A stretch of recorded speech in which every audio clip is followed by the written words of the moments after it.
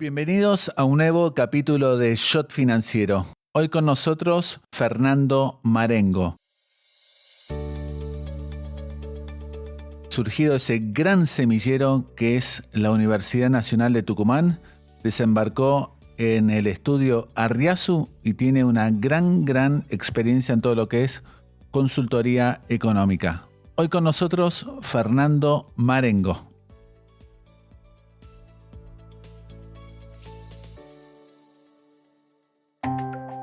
Presenta este episodio. AdCap, Grupo Financiero.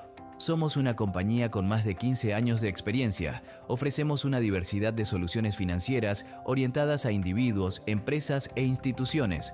Nuestro propósito es impulsar el desarrollo financiero, acercando el mercado de capitales a la mayor cantidad de personas y así contribuir a construir un futuro más equitativo para todos.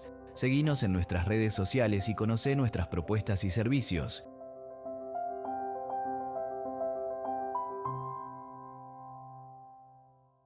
Y ya estamos conectados aquí en Shot Financiero con Fernando Marengo. Fer, un gusto saludarte. ¿Cómo va? Muchas gracias, Willy, por llamar. La verdad que es un placer estar acá. Fer, ¿a qué colegio secundario fuiste?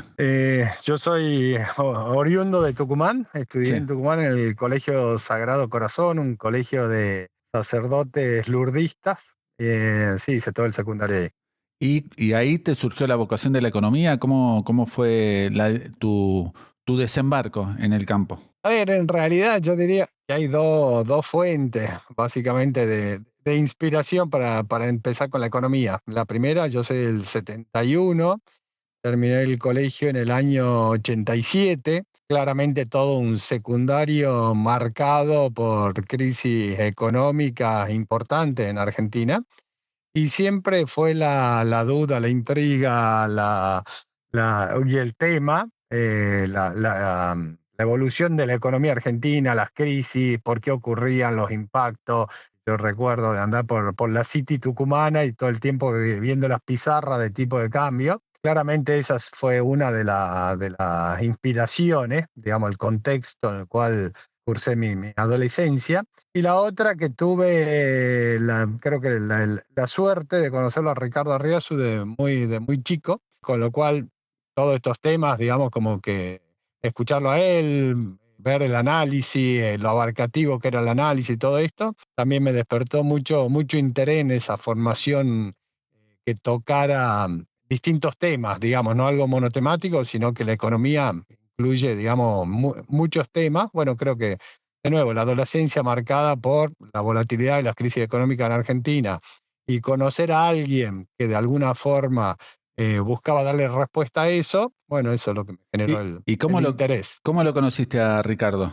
A ver, Ricardo lo conozco, básicamente Ricardo es tucumano, así que lo conozco por un tema familiar y lo conocía medio amigo de la familia, muy esporádicamente porque vivía en Estados Unidos, en Buenos Aires, no era una relación continua. Y básicamente lo conocí así y, digamos, después de haber estudiado economía, en algún momento me ofreció hacer una pasantía con él en su estudio. ¿Y fuiste a la Universidad de Tucumán? Sí, estudié en la Nacional de Tucumán. La verdad que una formación interesante. Un gran semillero también, ¿eh? Un gran semillero también. Sí, absolutamente. Digamos, era una universidad con grandes profesores que venían de estudiar de afuera. ¿Por ejemplo? A ver, Víctor Elías, creo que es el más renombrado. Genio. Sí. Claro, Cordomí, otro genio. Sí. Después en el Departamento de Estadística, Juan Carlos Abril, Mentz, que compartíamos mucho con la gente que estudiaba estadística, digamos, que hacían posgrado en estadística. Bueno, toda la parte de matemática y estadística la hacíamos de manera conjunta, que nos corregían con la misma curva, lo cual claramente era un problema, digamos, uno que estudiaba economía con uno que estudiaba estadística, era un problema que te metan en la misma curva, pero exigente.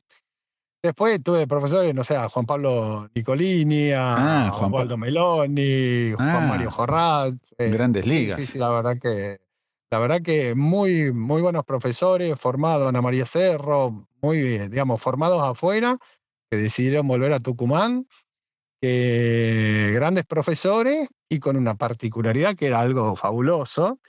No sé, más o menos los números. Por año en ciencias económicas, entraban 1000 inscriptos De los 1.950 iban a contador, 45 iban a administración y en economía éramos 5. Entonces, básicamente eran clases particulares, te diría, ¿no? Sí, bueno, un lujo.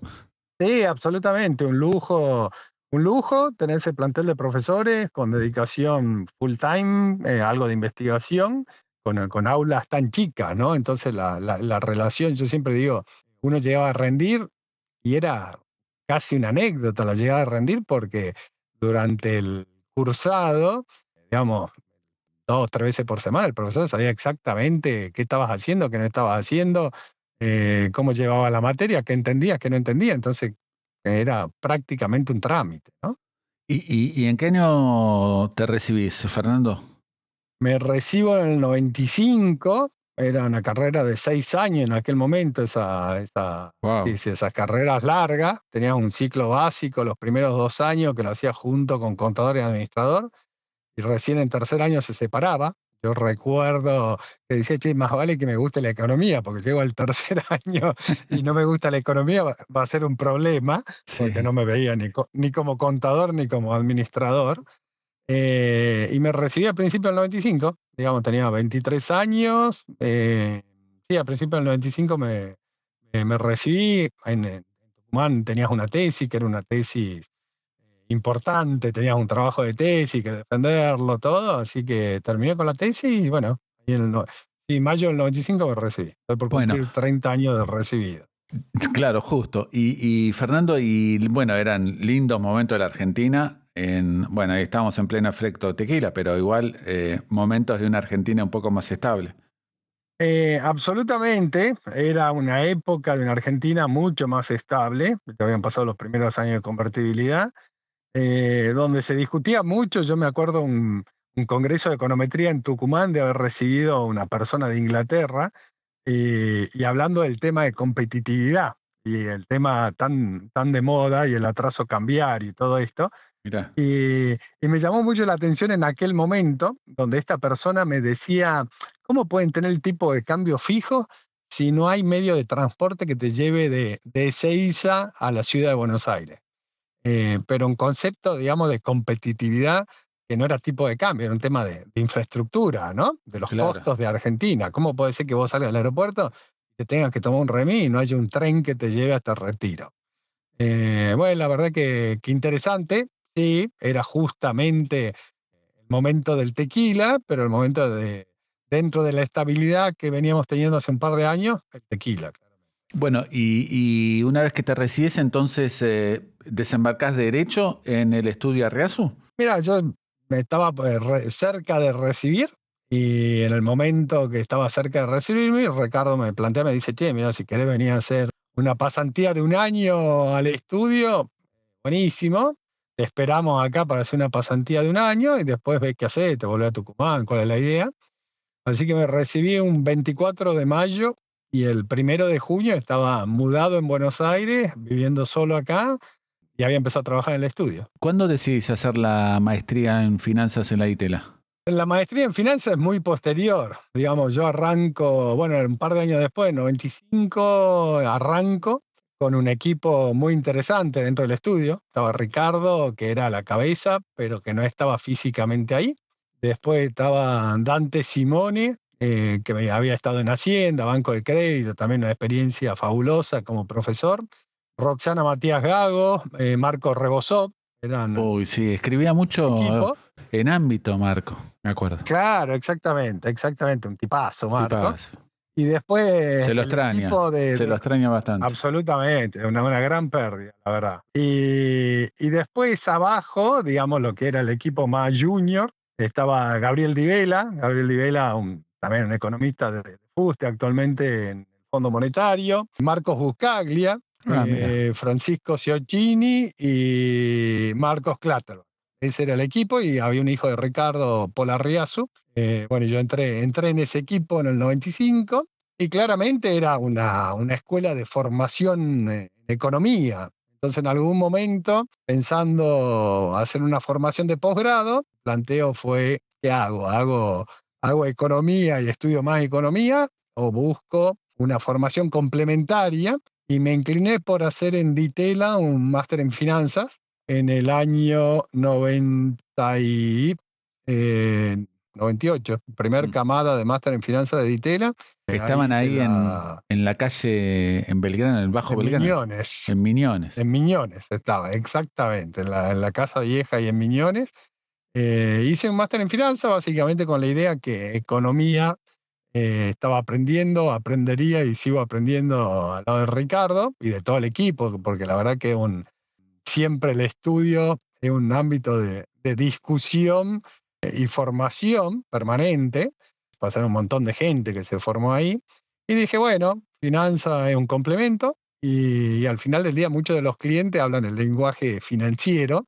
Entonces me parece como complemento interesante estudiar finanzas. Sí, sin dudas. ¿Y alguna vez te picó? Me imagino a veces pasa lo de siempre, ¿no? A uno le termina yendo bien en la profesión y abandona la idea de estudiar en el exterior. ¿Te pasó algo parecido? Mira, ahí yo creo que hay un tema muy, muy personal, digamos, un tema personal donde uno dice, bueno, Tucumán está acá nomás.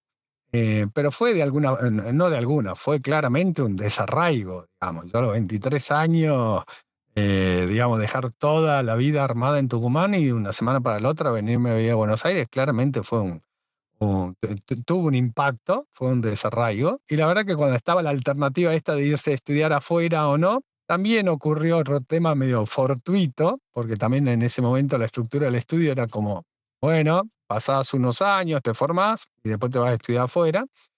Y pasó algo fortuito donde ya en el estudio estaban solo Ricardo como cabeza y Dante Simone, que trabajaba junto con él, y el resto éramos con distintos seniority del equipo de economistas.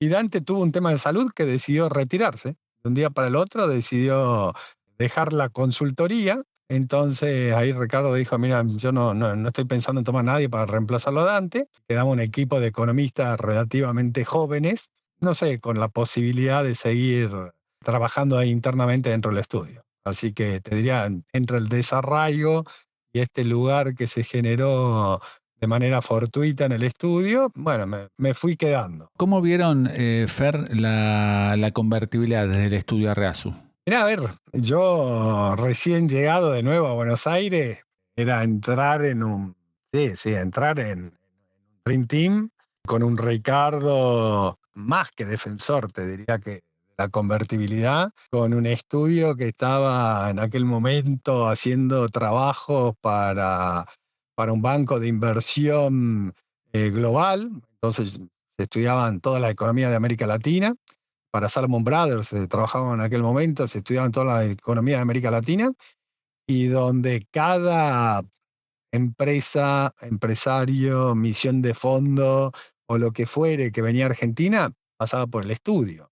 Entonces, la verdad Cierto, pues las misiones del Fondo Monetario Internacional siempre tienen contactos con economistas o referentes yo me locales. acuerdo en aquel momento era ¿Quién iba? Teresa Terminación, creo que era la que seguía Argentina, y haberla conocido en el estudio, digamos, que venga al estudio, conocerla ahí. ¿Qué Digamos, tal la era verdad que, Teresa?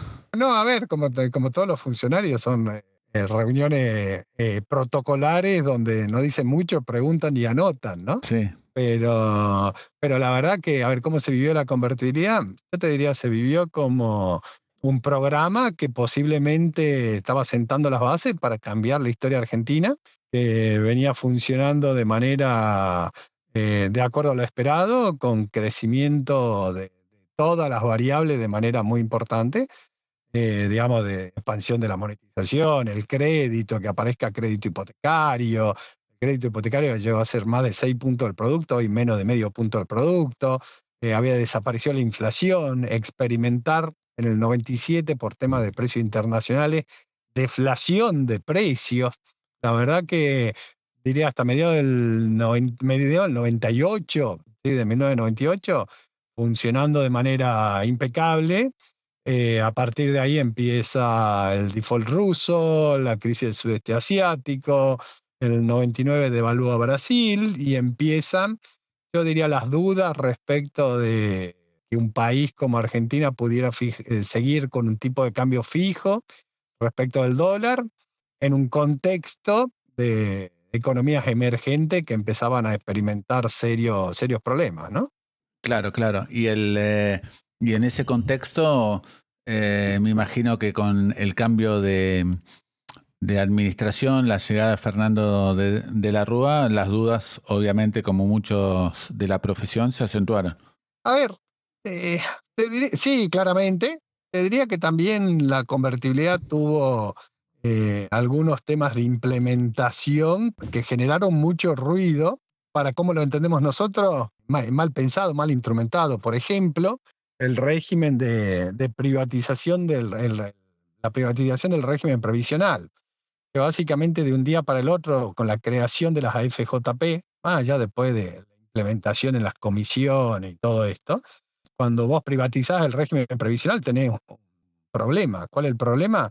Que te quedás sin aportantes, que Claro, esos aportantes los venías poniendo como ingreso corriente y te quedás con el pago de la jubilación que está contabilizado como gasto corriente. Entonces, cuando vos haces la privatización, te quedás sin el aporte y con el gasto. Entonces, eso te aumenta el déficit fiscal. Ahora, había experiencia, por ejemplo, Chile lo sacó de las cuentas públicas el déficit ese de manera correcta, diciendo esto no es un déficit, esto es la amortización de una deuda. Digamos, el gasto previsional que estamos haciendo nosotros, resultado de los aportes del actual jubilado que hizo a lo largo de su vida laboral, no es un gasto corriente. Está amortizando una deuda, consecuencia de los aportes que hizo en su momento, donde el aporte tampoco era un ingreso corriente, sino era una deuda por pagar en el futuro. En el caso puntual de Chile, cuando crearon las AFP, ¿qué hicieron? Sacaron eso de las cuentas públicas, toda esa deuda previsional que tenían que pagar se le emitió en bonos y los bonos se le dijo, bueno, vayan a colocarlo en una AFP. Entonces, ¿qué hicieron? Solucionaron ese déficit previsional que te generaba el régimen de privatización, qué buen de punto eso. capitalización, digamos. Qué Bueno, buen, absolutamente. qué buen punto, y es Eh, clave ese punto, ¿eh? Era clave y en ese momento, a ver, más allá de que Argentina no tenía superávit fiscal, solo en el 93 tuvo consecuencia el régimen de privatizaciones, la capitalización te genera la baja de ese flujo que contabilizás erróneamente como ingreso corriente, Mm. que en realidad no es un ingreso corriente, sino estás recibiendo algo que vas a tener que devolver en el futuro en la forma de una jubilación. Y Chile lo había sacado de la cuenta pública, nosotros dejamos la cuenta pública y en aquel momento una parte importante de la discusión era cómo va a tener Argentina un tipo de cambio fijo con Estados Unidos, con el déficit fiscal que tiene. Y de hecho el colapso terminó, digamos, con un tema fiscal que fue básicamente el roleo de la deuda con tasa al 14% en dólares, con el megacanje que se hizo en aquel momento, todo. Claro, Y en realidad una parte importante del problema era el déficit previsional mal registrado, ¿no? claro, claro, claro. Y en el 2001 me imagino lo que era, lo que debería haber sido la consultora en materia de consultas, ¿no? El de A ver, requerimiento de los clientes. en realidad a nosotros nos pasó algo interesante. En el año 98 había una reunión del board de JP Morgan en Argentina y nos contratan como para hacer un trabajo, una presentación de un paper medio teórico de cómo funcionaba un país. Y en ese momento se hizo un trabajo que se llamaba Indicadora de Liquidez, Solvencia y Competitividad de un país. Y básicamente lo que hicimos fue medio plantear cuáles son las medidas alternativas de liquidez, solvencia y competitividad de un país. Entonces, básicamente, liquidez, bueno, hay que ver cuántas reservas tiene el Banco Central, pero hay que compararla no contra el pago de importaciones, sino la tenés que comparar contra lo que son los pasivos monetarios susceptibles de una corrida por parte del Banco Central. Entonces decíamos, bueno, no hay que tomar toda la base monetaria, sino un porcentaje de los billetes y moneda, un porcentaje de los depósitos, que bueno, lo financiarás una parte con encaje y la otra habrá que ver si hace falta monetizarlo o no. Entonces, como ir tomando, depurando un indicador de liquidez. Después, dentro de solvencia, bueno, la consolidación de la deuda pública, tanto de Banco Central con el Tesoro, ver cómo el perfil de vencimiento de esa deuda. Entonces, como que fuimos desarrollando una forma de pensamiento de cómo analizar un país. Y dentro de eso, uno de los trabajos para ver solvencia, claramente, es ver cómo son los patrimonios financieros netos sectoriales. Digamos, cómo es la exposición o el descalce que tienen los distintos sectores de la economía por plazo, por moneda, digamos, distintos tipos de descalce. Y el resultado de ese trabajo, sí, fue en 98, 99, saltaba a las claras los descalces que tenían por moneda los distintos sectores de la economía argentina. Entonces, cómo tenías por ahí un patrimonio financiero positivo en pesos, pero negativo en dólares. Entonces, ese trabajo fue el inicio de pensar, cuidado que si acá hay un movimiento cambiario, los problemas patrimoniales van a ser fenomenales. Claro. Cuando llegó el 2001, es como que y empieza todo el problema económico devenido en social y político, es como se empieza a hablar de esta posible salida a la convertibilidad, a la devaluación. De hecho, Cavallo, a mí me llama la atención cómo nadie se acuerda, pero ya antes había puesto esta idea de que la convertibilidad se iba a acabar cuando el dólar y el euro lleguen 1 a 1, Sí, y que de ahí en más un peso no iba a ser un dólar, sino iba a ser una canasta de moneda. Empezó a meter la idea de tipo de cambio real ya en esa canasta de moneda, ¿no? sí. Eh, y cuando ocurre la devaluación, es como que, yo digo, era la crónica de una muerte anunciada. Nosotros, dado el análisis que veníamos haciendo hace 2, 3 años antes, sabíamos exactamente qué iba a pasar. Sabíamos que iba a quebrar el sistema financiero, que había sectores que iban a quebrar patrimonialmente, que ibas a tener que buscar una solución. Entonces, ¿la solución cuál iba a ser? Claramente confiscando a otros sectores de la economía, sacándole las acreencias que tenía, y bueno, iban a tener que perder esas acreencias porque resultaba imposible pagar las deudas. Entonces, yo digo, fue la crónica de una muerte anunciada. Y ya sabíamos que iba a pasar esto. ¿Cuál era la sorpresa a principios de 2002 cuando se empezaron a ver los efectos no secundarios, digamos, los efectos primarios de esa devaluación y default de deuda? Nosotros ya lo teníamos bastante analizado y sabíamos cuál iba a ser el impacto. Entonces yo diría, esa crónica de una muerte anunciada no te saca el sabor amargo, no te saca el disgusto, no te evita esa desilusión, a pesar de que uno se lo imaginaba. El Y, segundo tema, sí, que pasa mucho en la consultoría, es más allá de que uno venía diciendo, che, mirá, creemos que va a pasar esto, esto, esto, y muchos clientes fueron asesorados correctamente. Digamos, cuando la crisis es tan profunda, hay que recortar costos y se recortan todos los costos, incluyendo el de la consultoría que te dijo qué iba a pasar, ¿no? Entonces, claro, sí, sí, digamos, sí. el impacto fue macro y micro, digamos. Qué injusticia total. Pero cuando hay que recortar costos, parece que en esa época ya funcionaba la motosierra también. Sí, sí, tremendo. Contame cómo vivieron la llegada al kirchnerismo desde las consultoras, porque, ok, al principio, fruto de lo que era el cambio en el precio de los commodities, y bueno, una suerte de envión que generó la herencia recibida, el kirchnerismo, digamos, tuvo su momento de gloria. Ahora, ¿cómo A viste ver, de la consultora la llegada al ahí, kirchnerismo? ahí nosotros lo primero que tuvimos fue un momento, de nuevo, yo creo que hay algo que también aprendí de Ricardo con los años, que es, más allá de la coyuntura, tener todo el tiempo algún tema estructural de estudio, de investigación. Y en ese momento, yo te diría, post-convertibilidad, entramos como institución en un pozo, yo digo, medio depresivo, y ahí la salida fue, nos pongamos a estudiar alternativas, qué es lo que habría que hacer para que bueno, ya está, explotó esto, ¿cómo se sale de acá? Y ahí me tocó participar, digamos, en la publicación, en la edición, en la escritura de un libro que sacó Ricardo en ese momento, no sé, salió 2003, 2004, pero era medio pensar la idea de, che, ¿cómo habría que reconstruir esto? Y ahí en eso, ¿cómo habría que reconstruir? Yo creo que está bueno el paralelismo con lo que fue la Argentina a partir de 2003, ¿no?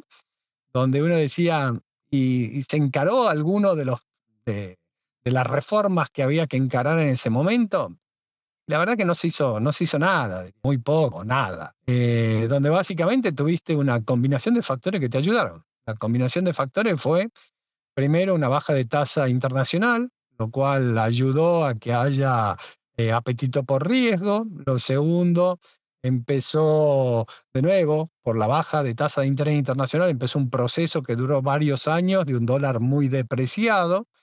El dólar muy depreciado te genera suba de precio de materias primas.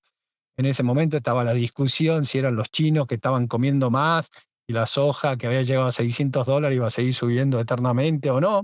También en ese momento estudiamos mucho el mercado de alimentos y cuáles eran las cosas que incidían sobre el precio de materias primas, pero esas de bajas tasas con búsqueda de riesgo, un dólar depreciado, subió precio de materias primas y una convocatoria de acreedores, ¿no? Donde la convocatoria de acreedores básicamente, ¿qué te genera? Caja excedente, porque en el momento que yo venía pagando amortización de capital e intereses todos los meses y de golpe un día dije no pago más, bueno, todo eso me empieza a generar caja excedente. Entonces, perdón, con el adicional de que estabas con una economía luego del colapso de la convertibilidad, con una capacidad ociosa enorme, entonces no tenías un problema de inversión.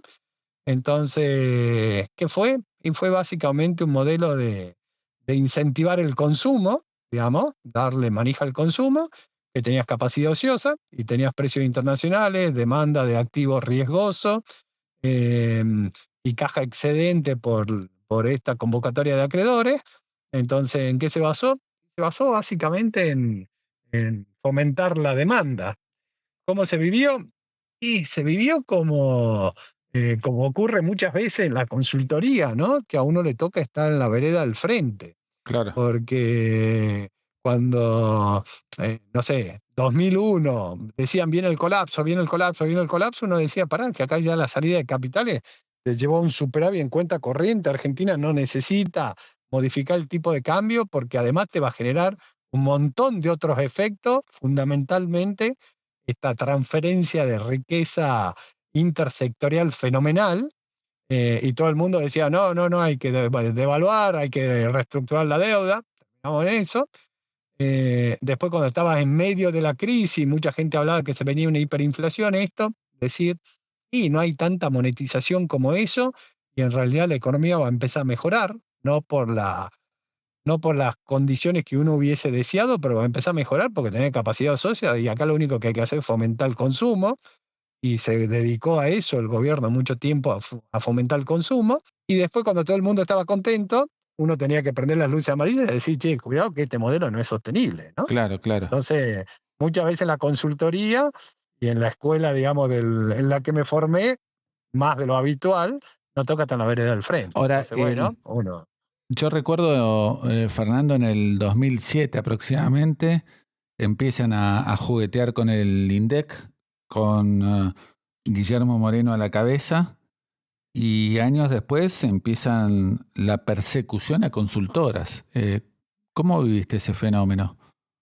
A ver, ahí lo primero, Argentina en el 2007 empezó una discusión que creo que fue errada respecto de una aceleración en la tasa de inflación.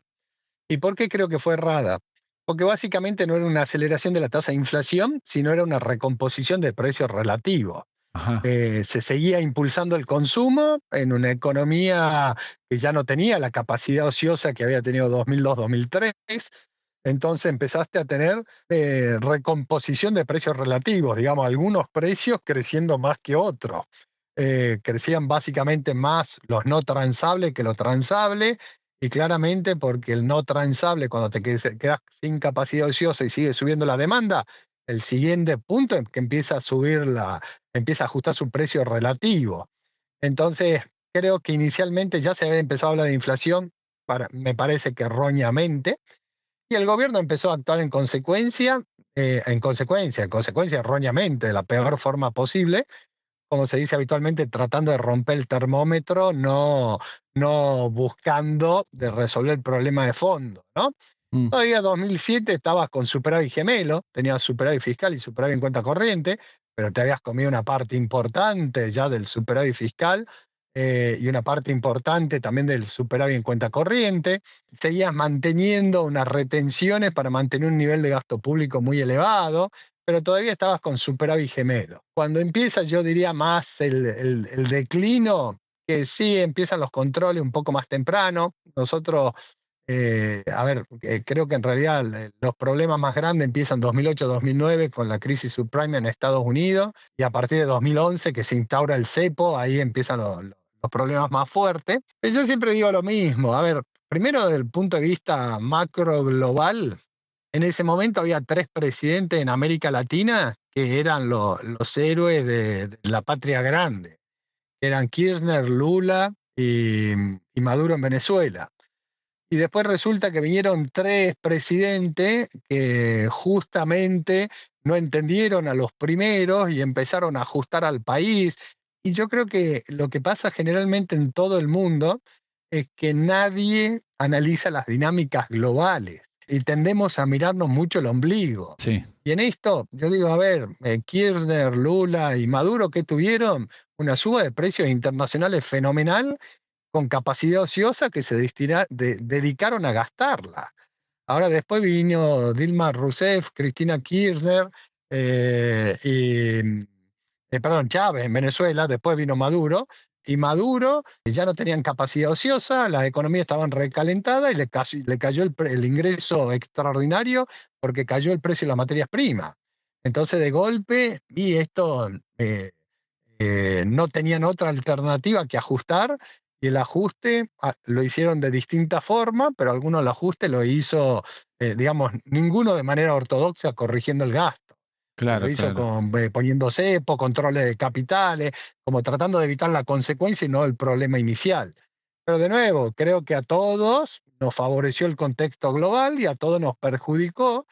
Como no entendimos por qué crecimos, tampoco entendimos por qué había que ajustar después. El Y tema puntual de tu pregunta, Willy, perdón, sí, sí, sí, de los la pregunta controles y todo concreta. esto. Sí, A ver, nosotros siempre, también por un tema de cómo se armó el estudio inicialmente, siempre fuimos cultores del bajo perfil. sí, Nunca buscamos la exposición mediática. Y de hecho, en aquel momento estaba el relevamiento de expectativa de mercado del Banco Central, sí, del cual no formamos parte, también por un tema que creemos que ese relevamiento de expectativa de mercado, cuando tenés una economía tan dirigida, es como que le tenés que pegar a la regulación que va a poner el hacedor de política económica. Entonces tampoco le veíamos mucho sentido, así que te diría que nosotros la pasamos bastante bien para lo que le pasó a otros colegas. claro. O sea, nunca tuviste el famoso llamado telefónico de Moreno No, creo que nunca nos tuvieron en en el vista, radar. nunca nos tuvieron en el radar, no, nunca nos tuvieron en el radar, básicamente no. Menos mal. Éramos críticos, hablábamos, decíamos lo que pensábamos, todo, básicamente a nuestros clientes, con lo cual nunca recibimos ningún llamado. Che, ¿y cómo viste la previa de la llegada de Mauricio Macri con incluso la esperanza que generó, dado que el titular del PRO había ganado, después ganó en Capital, provincia de Buenos Aires y a nivel nacional? De nuevo, uno, a ver, como economista, creo que siempre el análisis lo hace de manera muy analítica, digamos, muy racional, dejando de lado los sentimientos, ¿no? Creo que el año 2015, Argentina venía de 4 años de control de capitales, con una economía que ya estaba estancada, con mucho, digamos, manejo centralizado de la economía, iba habiendo un fuerte deterioro, las variables sociales deteriorándose, más allá de que el gobierno intentaba evitarlo, no se lograba, porque básicamente el país había enfrentado un shock externo fuerte, que era la baja de precios internacionales, y habíamos intentado mantener el nivel de gasto, algo que era absolutamente insostenible. Y la llegada de Macri, bueno, creo que claramente fue de alguna forma la expectativa de un cambio de programa, de un cambio de modelo económico, de un cambio de hacer las cosas. Y creo que de nuevo, una, sí, por ahí desde lo más irracional, una esperanza de nuevo una segunda esperanza de ver una Argentina que crezca, ¿no? Hay que pensar, mientras tanto, yo en 2015 llevaba 15 años de casado, con hijos de 13, 17 años, que uno siempre dice, ojalá al país le vaya bien para que a los chicos le vaya bien, que se puedan desarrollar, que desde el punto de vista no solamente económico, ¿no? Sino también desde el punto de vista de arraigo, afecto, mantenerse, que tengan la decisión de hacer lo que quieran, no que sea un país que te expulsa a los hijos. Y básicamente, de nuevo, a ver, nosotros que fuimos creados en crisis, es como que siempre fuimos creados con la idea esta que Argentina siempre es lo mismo, ¿no? Argentina nunca va a despegar. Entonces, creo que, bueno, desde ese punto de vista, claramente era una esperanza. Fernando, ¿y cómo viviste lo que fue un sacudón histórico, a nivel mundial histórico, que fue la derrota en las PASO de Mauricio Macri en el 2019 y al día siguiente, yo creo que fue la mayor destrucción de valor en la Argentina en un solo día, que fue la caída, no sé, creo que era 35% en dólares de la bolsa y algo similar de suba o de caída de los bonos argentinos, suba el riesgo país y despegue del dólar? Ese día sí, fue siempre, aunque uno Me imagino la pronostique llamada de los algo. clientes, ¿no?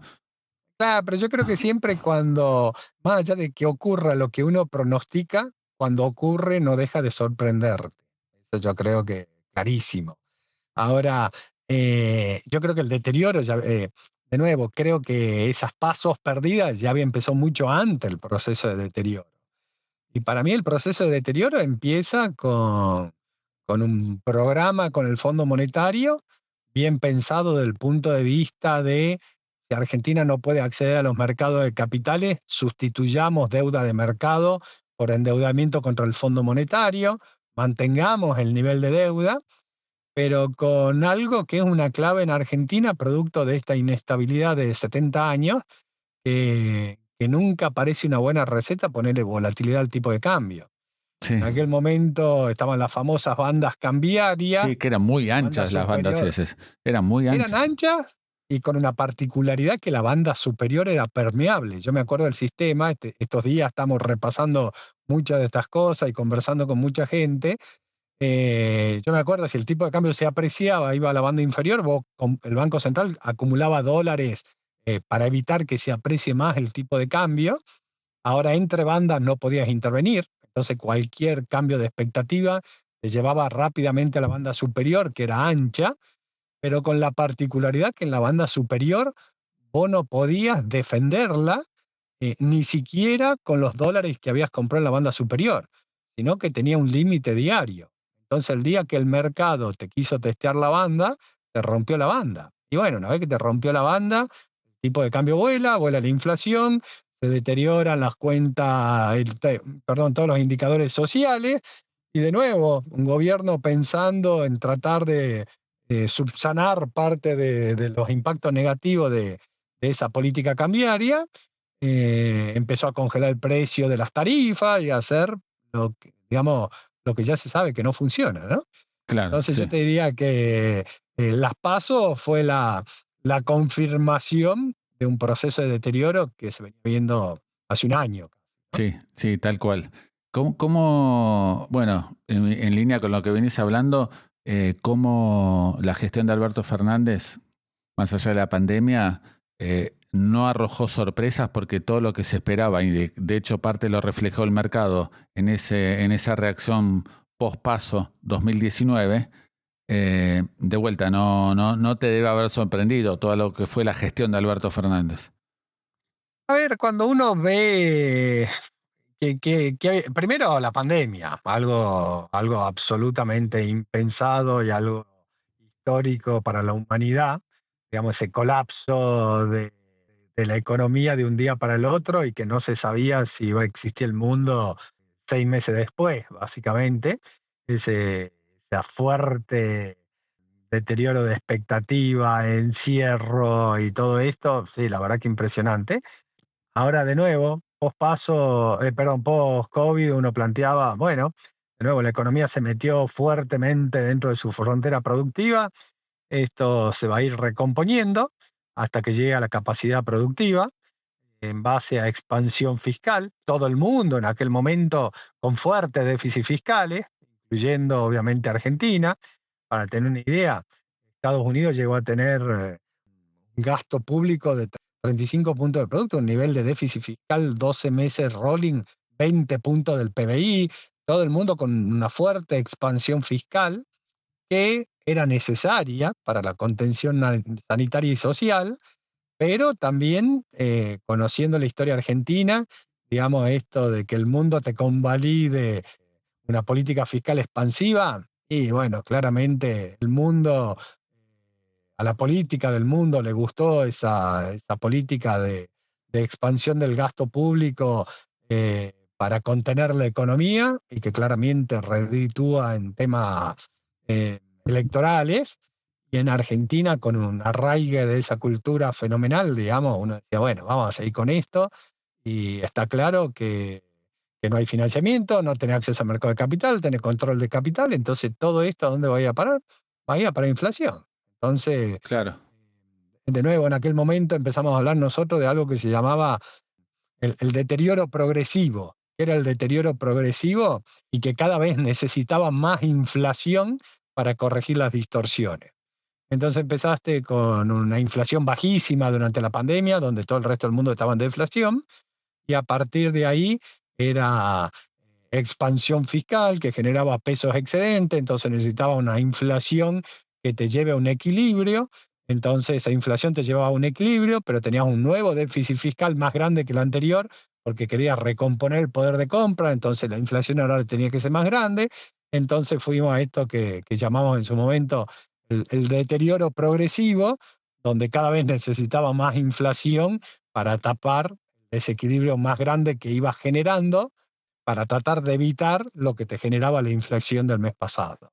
Bueno, una espiral inflacionario y recesivo fenomenal, donde también en Argentina los negocios históricamente tienen una fuerte arraigue financiera, entonces todo el mundo viendo cómo hacer para beneficiarse de ese escenario, ¿no? Con una brecha cambiaria grande, vendiéndole dólares oficiales a un tipo de cambio absolutamente insostenido, ver cómo colocar los excedentes, cómo conseguir crédito a tasa fija, que ese deterioro progresivo me licúe la deuda, y bueno, entramos claramente en otro de los procesos en la historia argentina de cero creación de valor, cero creación de empleo, solo empleo, digamos, informal, de baja calidad o empleo público, con una inflación acelerándose y con el sector privado tomando decisiones cada vez más rápido de cobertura, ¿no? Sí. Fernando, ¿cómo hay muchos estudiantes que siguen este podcast? ¿Cómo es el trabajo de consultor? ¿No se transforma a veces el consultor, el economista, en una suerte de adivino, de gurú, de oráculo, de Delfos? A ver, el trabajo del consultor, a mí la verdad que es algo que me apasiona, me divierte muchísimo porque tenés la posibilidad de tener un trabajo multisectorial, digamos. Uno dice, bueno, el tema fiscal, no, el tema monetario, no, las entidades financieras, no, el sector productivo, no. Pero después, cuando uno tiene un esquema de análisis robusto y de equilibrio general, empiezan a salir trabajos impensados, de propiedad intelectual, del sector de alimentos, energético, porque les empieza a gustar tu forma de pensar, entonces empezás a entrar en sectores que no conoces y tener la posibilidad también de formarte en cosas que no conoces, con lo cual es muy, muy interesante. Ahora, ¿te volvés un gurú? A ver, más allá de toda la discusión que suele haber en la economía, si sos, de qué escuela económica sos, digamos, si hay algo que yo aprendí trabajando los últimos 30 años con Ricardo, el esquema de flujo de fondo. El esquema de flujo de fondo es algo que no reconoce escuelas, sino que se basa fundamentalmente en restricciones presupuestarias. Y está demostrado que lo que más impacto tiene sobre la economía son esas restricciones presupuestarias. Claro. Entonces, eso te permite hacer proyecciones o hacer proyecciones, digamos, tirar tendencias de hacia dónde van a ir las principales variables macroeconómicas. ¿Te volvés un gurú? A ver, yo no creo que sea un gurú ni que tenga una bola mágica de nada. Yo creo que es un proceso de sistematización de datos, de manejar un modelo robusto y de equilibrio general, donde hay mucha discusión sobre los supuestos. Bueno, esta es la situación actual, ¿qué creemos que va a pasar los próximos 3, 6, 9, 12 meses? Pero una vez yo te diría que tenés la info y que consensuaste supuestos, el output, la tendencia del output por lo menos es incuestionable, ¿no? No vemos que haya mucha discusión de hacia dónde va. Hay momentos que te toca estar en la vereda del frente, eso también lo aprendí en 30 años. Uno tiene que ser absolutamente fiel a sus convicciones. Como fiel a sus convicciones no quiere decir que no vayas a discutir. Tenemos un latiguillo interno que decimos, che, estamos dispuestos a discutir, pero el que quiera venir a discutir que se la banque, ¿no? Incluso entre nosotros. El que quiere discutir algo que venga y que se banque la discusión. Pero creo, de nuevo, creo que tener un modelo robusto y de equilibrio general, ser fiel a las convicciones de uno, a menos que te demuestren que estás equivocado, aunque muchas veces te toque estar en la vereda del frente y no es algo confortable estar en la vereda del frente.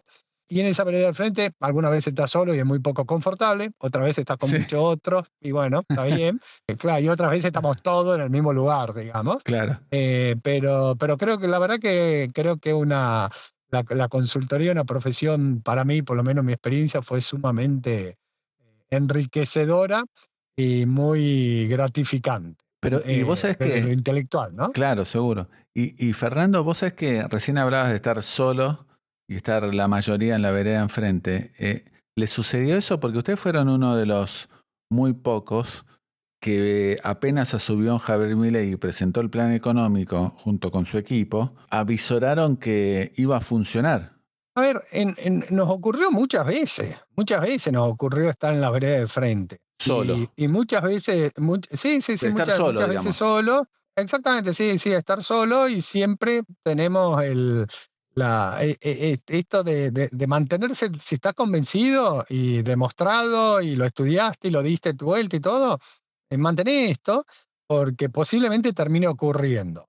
Obviamente, cuando uno trabaja con gente de mercado, la gente del mercado me dice, bueno, pero también me importa el timing. Bueno, está bien, obviamente importa el timing, pero digamos de nuevo, si uno hizo todo el análisis concienzudamente, de manera objetiva, sin ideología y con un modelo robusto, llega a conclusiones de tendencia que sí, muchas veces te dejan solo. Es una situación incómoda, te diría que suele ser una situación incómoda, eh, sobre todo cuando se va demorando la revalidación de lo que uno espera, ¿no? Sí. Empieza a ser incómoda, jocosa, obviamente, para todo el mundo que está en la vereda del frente. Ahora, ¿qué pasó el año pasado? A ver, nosotros decimos fue un proceso más de lo que venía ocurriendo. Básicamente, se planteó un programa económico, que el programa económico nosotros entendemos que el programa antiinflacionario correcto, le dimos una probabilidad de ocurrencia, había un escenario alternativo, donde el escenario alternativo era que el escenario no funcionase y claramente era medio volver a lo anterior, pero dijimos, bueno, si van a hacer esto, tomemos como supuesto que van a un ancla fiscal y un ancla cambiaria, bueno, hagamos nuestras proyecciones. Y cuando hicimos nuestras proyecciones con un ancla fiscal y un ancla cambiaria, bueno, nos daba una fuerte desaceleración de la tasa de inflación, nos daba que la economía tocaba un piso promediando el primer trimestre del año y empezaba la recuperación, empezamos a ver las variables del sistema financiero con un eventual superávit fiscal y empezamos a decir, che, los bancos, ¿de qué van a vivir ahora si no le prestan al Tesoro o al Banco Central? Entonces empezamos a hablar y los bancos van a tener que empezar a trabajar de banco y tendrán que salir a buscar dar crédito al sector privado.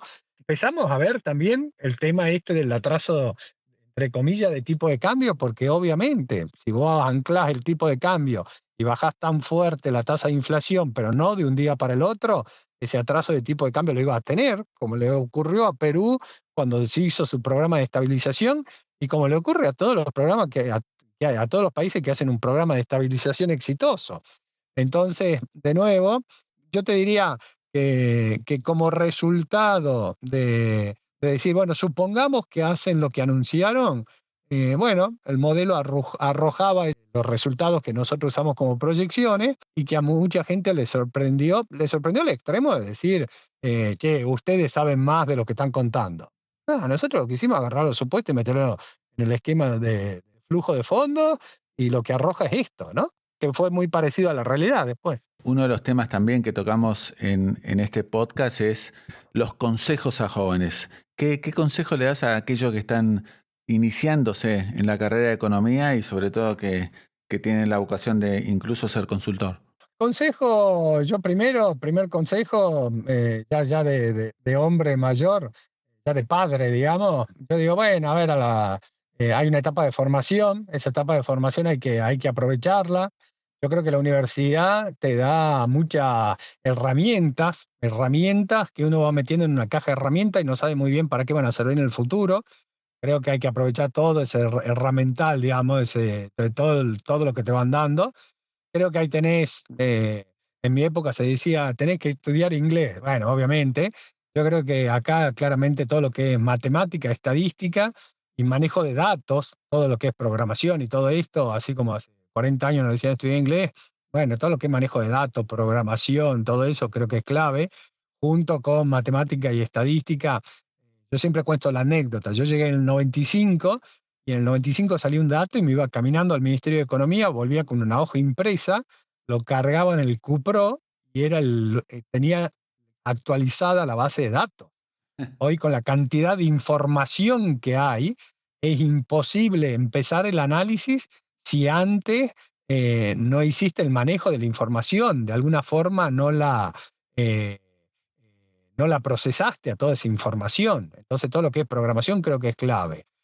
Lo segundo, creo que en la medida que uno pueda, tiene que tener una escuela de formación para la consultoría, en alguna consultora es ideal. Digamos, todo lo que es formación académica, sí, está buenísimo, pero la formación académica creo que apunta también mucho a formar académicos y a formar doctores y a gente que va a seguir enseñando. Creo que la consultoría tiene mucho de la vivencia, casi una economía aplicada, ¿no? Ver cómo funciona, cuáles fueron los impactos, conocer la historia, meterte mucho más en los datos que meterte en la teoría. Y después de eso, si tenés el herramental, tenés la experiencia y lograste incorporar un esquema de equilibrio general, bueno, ahí creo que es clave, de nuevo, ser fiel a lo que uno piensa, digamos, y morir con las botas puestas. Digamos, si uno hizo todo el análisis y ve que está todo el mundo en la vereda del frente, y bueno, si uno está convencido, creo que hay que ser muy, muy fiel, muy genuino con lo que uno piensa. Y obviamente, siempre en esto de ser genuino, creo que cuando uno asesora el sector privado exclusivamente, uno tiene muchas más libertades para expresar su opinión que cuando asesorás o trabajás o sos parte de un gobierno, de cualquier gobierno, ¿no? Entonces creo que la independencia en la opinión también es clave para el tema de consultoría, porque al final del día, siendo muy bruto, digamos, tu cliente claramente no le dedica a la economía las horas que le dedica a uno, con lo cual, y tampoco está tan interesado cuál es el proceso de análisis, sino lo que le interesa son las conclusiones. Claro. Entonces va a terminar siendo evaluado por las conclusiones y como siempre decimos, uno tiene que acertar más del 50% de las veces. ¿Por qué? Porque si acertás el 50 o menos, es más barato tirar una moneda al aire, ¿no? Sí, tal cual. Fernando, ¿te ofrecieron alguna vez ir a la función pública? Alguna vez tuve alguna charla, algún ofrecimiento, te diría, me gustó, lo pensé, pero lo descarté rápidamente. ¿Por qué? Por dos temas. El primero, porque del sector privado uno puede hacer muchísimo para ayudar a la función pública. De manera objetiva e independiente, creo que incluso muchas veces se puede hacer más que estando dentro de un equipo. Lo segundo, creo que depende muchísimo del equipo, pero el equipo no solamente económico, sino el equipo de gobierno, el presidente, la idea que tiene y todo, porque también uno muchas veces piensa que puede entrar en un equipo al salvar el mundo, y si no está todo tan alineado, bueno, podés terminar siendo carne de cañón incluso. Sí, tal cual. ¿Y están usando inteligencia artificial en el análisis económico ahora? A ver, obviamente herramientas se usan, ¿no? Uno usa distintos tipos de herramientas, sí, se va usando instrumental.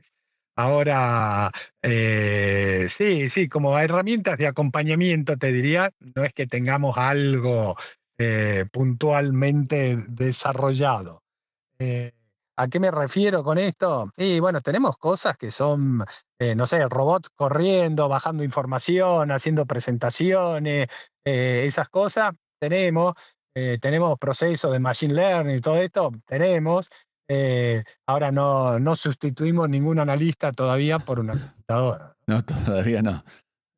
Pero bueno, menos mal. Che, la última.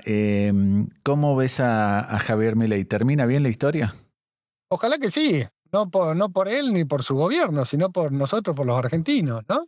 A ver, de nuevo, creo que el gobierno con el programa que implementó, claramente reconoció cuáles son los problemas históricos de Argentina. Que los problemas históricos de Argentina son el desequilibrio fiscal, que como consecuencia del desequilibrio fiscal tenemos una historia inflacionaria, de devaluación, de reestructuraciones de deuda, que es incomparable a nivel mundial. Entonces los argentinos pensamos en términos de dólares. Entonces reconocieron que el problema, la madre de todos los problemas, el déficit fiscal, y lo eliminaron. Y lo segundo, entendieron que el tipo de cambio tiene que estar relativamente estabilizado porque los argentinos piensan en dólares. Entonces, como programa de estabilización antiinflacionario es el correcto y está funcionando correctamente. Ahora, el gran desafío de Argentina no es ese. Argentina tuvo muchos programas de estabilización que funcionaron durante algún tiempo. En general terminaron colapsando cuando se aflojó al frente fiscal. No parecería que este gobierno vaya a hacer eso. Pero el gran desafío de Argentina, yo digo, es cómo reducimos la pobreza. Un país rico que tenga 40% de pobreza, 35% de pobreza estructural. ¿Cómo bajamos la pobreza? Y para bajar la pobreza hay que crecer 20 años sostenido al 3, 3,5, 4%. Y eso es algo que Argentina no logró en su historia. En sus últimos 130 años Argentina no lo logró. Y lo hizo Chile, lo está haciendo Perú, lo hace Colombia, lo hizo China, el sudeste asiático, un montón de países lo hacen y nosotros no lo logramos. El desafío de Argentina no es tanto la estabilización macro, sino cómo lograr pasar de un programa de estabilización macro a un programa de crecimiento económico. Creo que si lo logramos, este gobierno será un puntapié inicial eventualmente, pero de nuevo estamos hablando de 20 años, con lo cual trasciende ampliamente a este gobierno. Entonces no es un tema solamente de este gobierno, sino un tema de toda la sociedad, ¿no? Clarísimo, Fernando. Desde aquí, desde Shot Financiero, te agradecemos mucho. Realmente un gran placer tenerte a ti aquí como invitado. Y bueno, nada, lo mejor para lo que se viene. Muchísimas gracias, la verdad que me parece genial la idea de este Shot Financiero. Muchas gracias por convocarme, la verdad que un placer, me sentí muy cómodo y muy interesante poder transmitir la experiencia que uno tenga a otra gente y a nuevas generaciones, Claro, fundamentalmente, sí, ¿no? Así sí, que muchísimas gracias. sí, es el objeto justo de este podcast, ¿no? Llegar a la nueva generación que, bueno, con todo lo bueno y que tienen para contar aquellos que han transitado parte de esta historia económica argentina reciente. Muchas gracias por la oportunidad. Abrazo enorme, Fer. Saludos. Abrazo. Chao, chao. Propósito, actitud, resultados. Liderazgo modo Geneia.